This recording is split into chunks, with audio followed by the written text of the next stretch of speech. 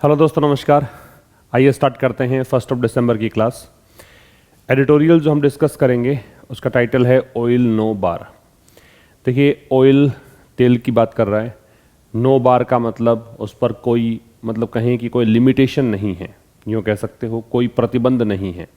और ये जो एडिटोरियल है ये है वेनेजुएला से ऑयल इंपोर्ट करने को लेकर अमेरिका ने बहुत सारे प्रतिबंध लगा रखे थे। अब चूंकि खुद के फायदे के लिए इसने प्रतिबंध हटा दिए हैं, उसी को लेकर एडिटोरियल लिखा गया है ऑयल नो बार। देखिए क्या कहना चाहता है, the Biden administration decision, Biden प्रशासन है उसका निर्णय। क्या निर्णय है? To ease sanctions. ये जो शब्द है सैंक्शन, इसका मतलब होता है एम्बार्गो, या फिर आप इसे कहेंगे बैन। प्रतिबंध को कहते हैं, नाउन है। तो बाइडेन प्रशासन का निर्णय, किस चीज़ का निर्णय? ढिलाई देने का। किस चीज़ में? प्रतिबंधों में। प्रतिबंध किस पे लगा था? वेनेजुएला में।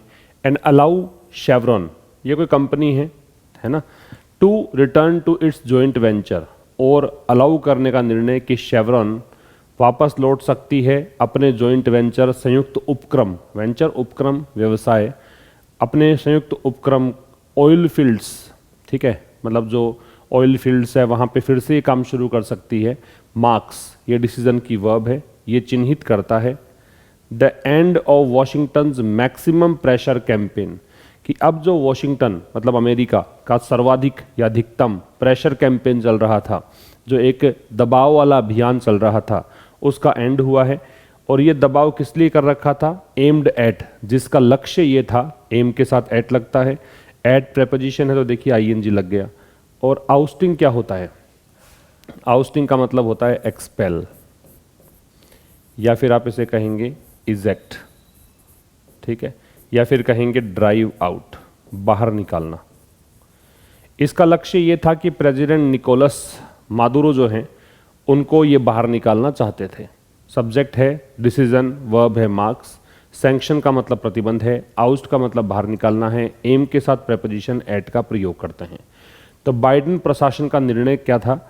प्रतिबंधों में ढिलाई देने का। प्रतिबंध किस पे लगाए थे? वेनेजुएला पे। और क्या निर्णय? कि शेवरॉन को अलाउ कर दिया जाए कि वो अपने ऑयल फील्ड्स के जो संयुक्त उपक्रम है वहाँ वापस काम करना शुरू कर सके। ये बात बताता है कि अब वॉशिंगटन का जो सर्वाधिक अभियान चल रहा था एक दबाव वाला, उसका एंड हो गया है।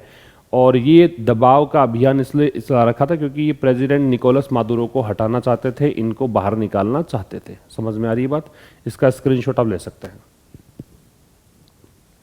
आगे देखिए, फॉर्मर प्रेसिडेंट डोनाल्ड ट्रंप, भूतपूर्व राष्ट्रपति डोनाल्ड ट्रंप जो हैं, took US sanctions to the extreme. ये यूएस के जो प्रतिबंध लगा रखे थे वेनेजुएला पे, इन प्रतिबंधों को ये चरम पे ले गए, एक्सट्रीम पर ले गए। कैसे ले गए? बार करके। बार क्या होता है? बार का मतलब है ऑब्स्ट्रैक्ट करना, या फिर आप इसे कहेंगे हिंडर करना, रुकावट डालने को बोलते हैं, ब्लॉक करना। और याद रखिएगा कि बार के साथ प्रेपोजिशन है वो लगेगा फ्रॉम। और ऐसा इन्होंने क्यों किया? ऐसा इन्होंने किया ऑयल कंपनीज को रोकने के लिए।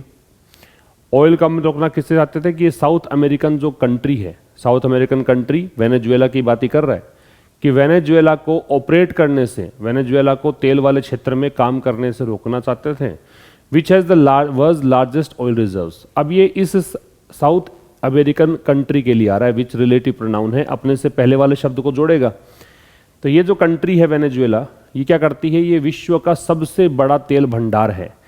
एंड रिकॉग्नाइजिंग जुआन गुआइडो, और एक काम और करना चाहते थे डोनाल्ड ट्रंप, कि ये इनको रिकॉग्नाइज करना चाहते, मतलब इनको पहचान देना चाहते थे। किस चीज़ की? Self declared unelected acting president, कि मादुरो को हटाकर और इनको स्वघोषित, मतलब बिना चुने हुए कार्यवाहक राष्ट्रपति के रूप में बैठाना चाहते थे। ये इनकी मंशा थी। सब्जेक्ट है डोनाल्ड ट्रंप, वर्ब है टुक, ठीक है। बार के साथ फ्रॉम लगेगा, ये बताया मैंने आपको। फ्रॉम प्रेपोजिशन है तो डेफिनेटली आगे क्रिया आईएनजी फॉर्म में आएगी, ठीक है। और विच है रिलेटिव प्रोनाउन है, वो साउथ अमेरिकन कंट्री के लिए आ रहा है, वेनेजुएला की बात कर रहा है। तो कह रहा है भूतपूर्व राष्ट्रपति डोनाल्ड ट्रंप जो है उन्होंने यूएस के प्रतिबंधों को चरम पे ले गए। कैसे ले गए? ऑयल कंपनीज को ऑपरेट करने से रोक के, कि ऑयल कंपनीज इस देश में काम नहीं कर सकती, ठीक है। और इसके बारे में बताया साउथ एशियन कंट्री के बारे में कि वेनेजुएला जो है उसके पास विश्व के सबसे बड़े तेल भंडार हैं। और इन्होंने एक काम और किया, जैसे यहाँ पे आईएनजी लगा रखा था वैसे यहाँ भी इसने आईएनजी लगा दिया। ये जुआन ग्वाइडो को इन्होंने क्या कर दिया, रिकग्नाइज किया। किस तरह से? ये self declared unelected acting president के रूप में, एक्टिंग का मतलब हो गया कार्यवाहक, ठीक है, इसका स्क्रीनशॉट ले सकते हैं। The Biden administration followed the Trump line.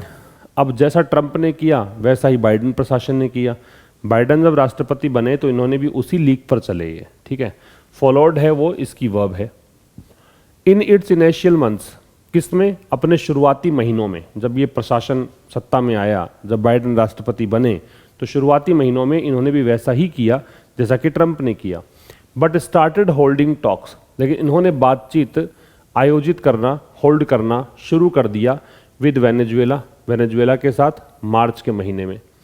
A few weeks after, कुछ ही सप्ताह के बाद, जब रशिया ने आक्रमण कर दिया था यूक्रेन पर, ठीक है।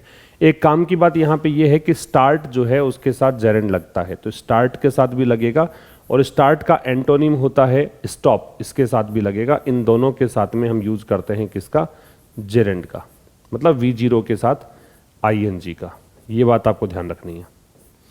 स्टार्ट और स्टॉप के साथ में क्या लगाते हैं? जेरेंड लगाते हैं।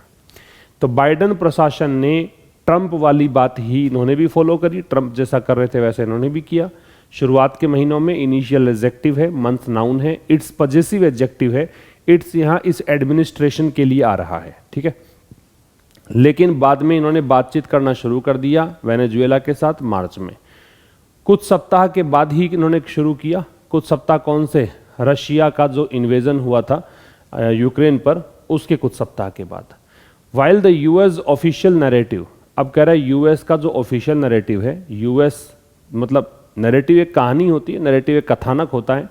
तो यूएस की तरफ से जो ऑफिशियल बयान आया है वो ये आया है कि जो डिसीजन इन्होंने ऐसा लिया है वो इसलिए लिया, जो सैंक्शंस को ढिलाई देने का, ईज करने का जो डिसीजन लिया है वो इसलिए लिया है कि was part of a larger political reconciliation, कि ये राजनीतिक सुलह करना चाहते हैं। रिकॉन्सिलिएशन जो होता है ना, इसका मतलब एक प्रकार से पैचअप है, सुलह है, ठीक है। तो इन्होंने कहा कि हम लोग ये जो सैंक्शंस हटा रहे हैं वो इसलिए हटा रहे हैं क्योंकि हम राजनीतिक रूप से चीज़ों को ठीक करना चाहते हैं वेनेजुएला के अंदर, ठीक है। लेकिन कह रहा है कैटलिस्ट जो है, कैटलिस्ट का मतलब है जो उत्प्रेरक है, जो ट्रिगर है जिसके कारण ये चीज़ हुई है, जो इसका कारण बना है, वो ट्रिगर कौन है? वो ट्रिगर ऐसा लगता है, सीम्स इसकी वर्ब है, to be Ukraine and the energy crisis. वो लगता है इसलिए है कि एक तो यूक्रेन वाला मुद्दा और दूसरा वहाँ पे यूक्रेन और ये रशिया की लड़ाई के कारण जो एक एनर्जी क्राइसिस आ गया है। अब चूंकि ऊर्जा के भंडार तो वेनेजुएला की तरफ देखना ही पड़ेगा, जब रशिया से आपको आपूर्ति नहीं हो रही है एनर्जी की, तो ये एक संकट जो बन गया है इसके कारण ऐसा हुआ है। ये मूल बात है, ये मतलब बता नहीं रहे हैं। तो ऑफिशियल नैरेटिव, नैरेटिव की वर्ब है इज, डिसीजन की वर्ब है वो है वॉज, ठीक है। कैटलिस्ट की वर्ब है सीम्स, रिकॉन्सिलिएशन का सुलह होता है, पैचअप कह सकते हो, कॉन्सिलिएशन कह सकते हो, फिर से फ्रेंडली बनने की प्रक्रिया होती है। कैटलिस्ट का मतलब ट्रिगर है, कैटलिस्ट का मतलब जो उत्प्रेरक हो, ठीक है, जो कारण बने कोई चीज का। नोट कर सकते हैं, स्क्रीनशॉट ले सकते हैं। फिर देखिए सैंक्शंस और रशिया है pumped up prices. Pump up का मतलब होता है इंक्रीज करना। पंप अप जो शब्द है इसका मतलब, ये एक फ्रेजल वर्ब है, इसका मतलब होता है इंक्रीज करना। तो जो प्रतिबंध लगे हैं रशिया पर, उन्होंने कीमतों को क्या कर दिया है? बढ़ा दिया है। तो सैंक्शंस की वर्ब है वो पंप अप है। Mister Biden's attempts to revive the Iran nuclear deal. अब बाइडेन के जो प्रयास हैं, क्या प्रयास? कि ईरान की जो न्यूक्लियर डील है उसको रिवाइव करें, उसको फिर से एक्टिवेट करें। ये जो अटेम्प्ट्स हैं हैव नॉट सक्सीडेड, ये सफल नहीं हुए हैं सो फार, अब तक, ठीक है। सो फार का जब आप प्रयोग करते हो ना तो उसमें प्रेजेंट परफेक्ट टेंस लगाया करो। तो सो फार लगा रखा है तो यहाँ पे हैव के साथ वर्ब की थर्ड फॉर्म दे रखी है। आप में से कुछ को ऐसा लगता होगा कि सक्सीड जो है वो मतलब खुद ही थर्ड फॉर्म या सेकंड फॉर्म है, ऐसा नहीं होता। सक्सीड वर्ब की फर्स्ट फॉर्म है, इसकी सेकंड फॉर्म करेंगे तो आप सक्सीडेड करेंगे, मतलब इसमें ईडी लगा सकते हैं। जब आप थर्ड फॉर्म करेंगे तब भी इसमें ईडी लगाएंगे, सक्सीडेड। दूसरी तरफ जो सक्सेस होता है वो नाउन होता है, जो सक्सेस शब्द है ये होता है नाउन। ये डिफरेंस ध्यान रखिएगा।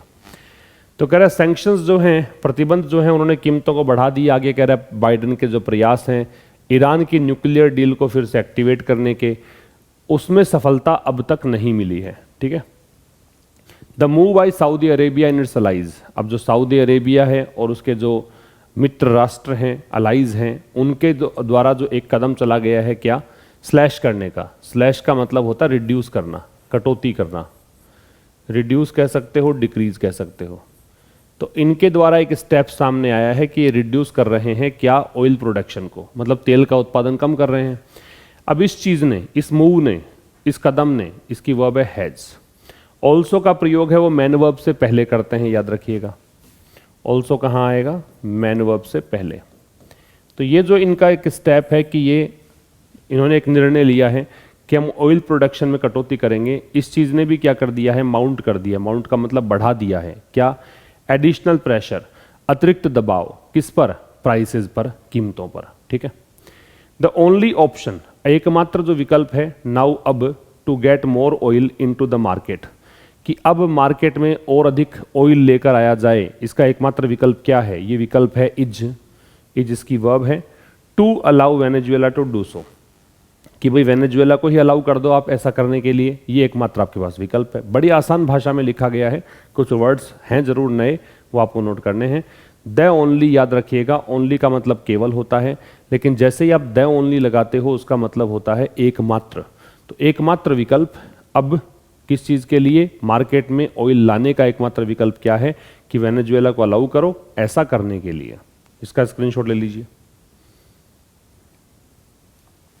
टू बी श्योर मतलब ये निश्चित है, क्या निश्चित है, द ईजिंग ऑफ सैंक्शंस, कि जो सैंक्शंस को ढिलाई देने का काम है, कम्स, ये ईजिंग की वर्ब है कम्स, ये आया है विद राइडर्स। इस राइडर का मतलब यहां पे है कंडीशन, शर्त के साथ।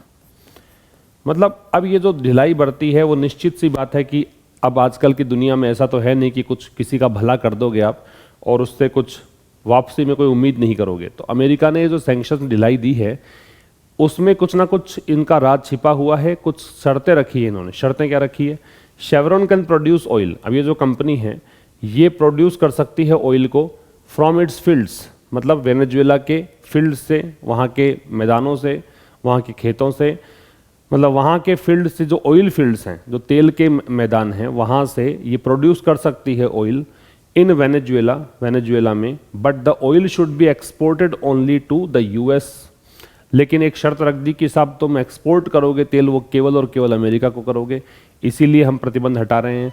शेवरॉन की वर्ब है वो कैन प्रोड्यूस है, ठीक है। But the oil should be exported, oil की वर्ब है वो शुड बी एक्सपोर्टेड है। और आप देख सकते हैं बी के साथ थर्ड फॉर्म है, तो ये पैसिव का स्ट्रक्चर है। यूएस के पहले द क्यों है, तो उन देशों के नाम के साथ द लगता है जिसमें यूनाइटेड शब्द जुड़ा रहता है, जिसमें रिपब्लिक शब्द जुड़ा रहता है, वहां पे द लगाते हैं। ऑल्सो द सेल प्रोसीड्स, ये जो प्रोसीड्स है ये मुनाफे को बोलते हैं। वो मुनाफा, वो प्रॉफिट जो आप किसी चीज को बेचकर कमाते हो उसको बोलते हैं प्रोसीड्स। और कह रहा जो तुम्हारे को बिक्री करने से प्रोसीड होगी, जो तुम्हारे को यहाँ पे बिक्री करने से लाभ होगा, पैसा कमाओगे, उसका शुड बी यूज्ड, उसका प्रयोग होना चाहिए to pay back state owned Venezuela oil company PDVSA debt to Chevron some $4.2 billion. तो इन प्रोसीड्स का इस्तेमाल होना चाहिए, भी पैसिव का स्ट्रक्चर हो गया बी के साथ third form.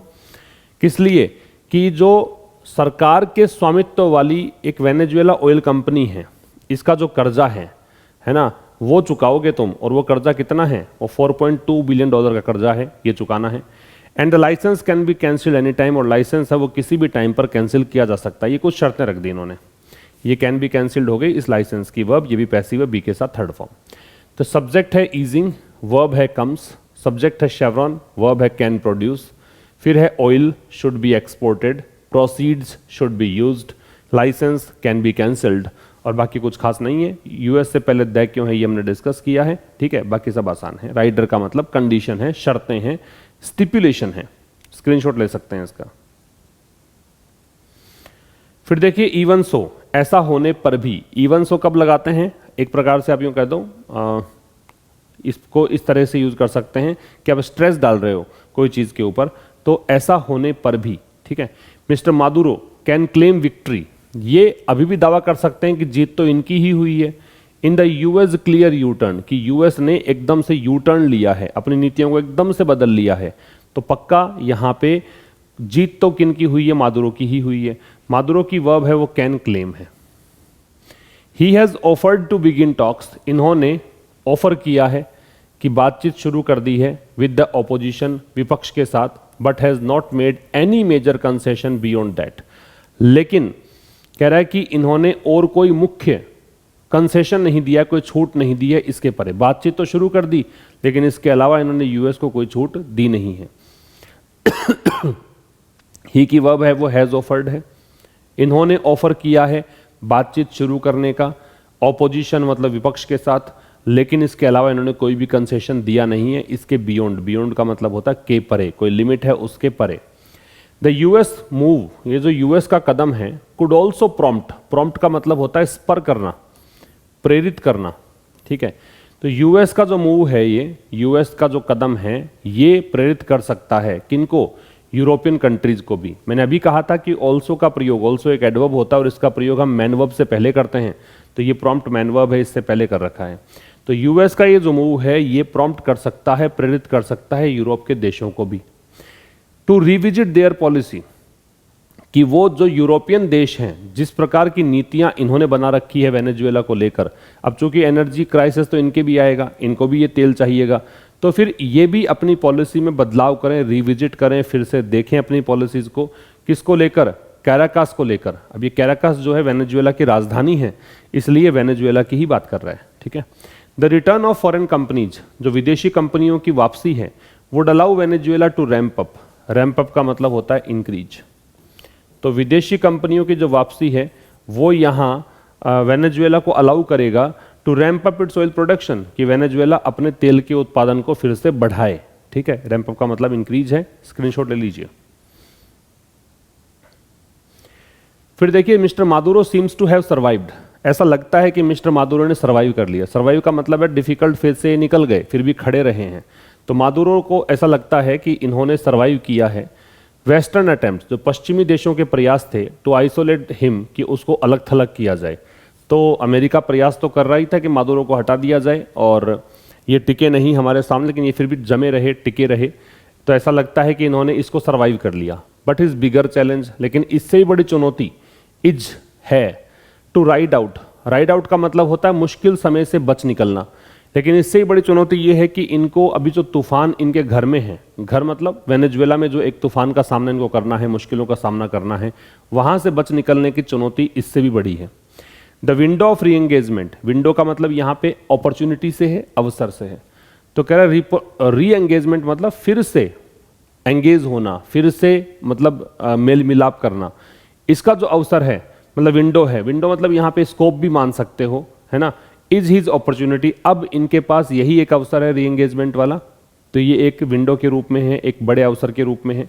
He should embrace, embrace का मतलब होता है एक्सेप्ट करना, अपनाना।